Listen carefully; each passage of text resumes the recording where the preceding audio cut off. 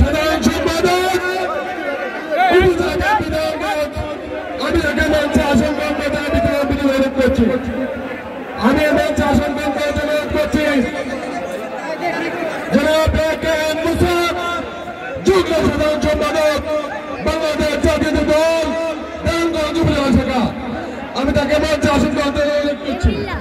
জনাব doctor Humayun Kabir, treasurer কৃষি বিশ্ববিদ্যালয় ময়মনসিংহ, আমি তাকে মঞ্চে আসন গ্রহণ করতে অনুরোধ করছি। আমি মঞ্চে আসন গ্রহণ করতে অনুরোধ করছি মঞ্জুর হক মঞ্জু, সভাপতি বাংলাদেশ জাতীয় দল নারায়ণগঞ্জ পৌর শাখা। আমি তাকে মঞ্চে আসন গ্রহণ করতে অনুরোধ করছি।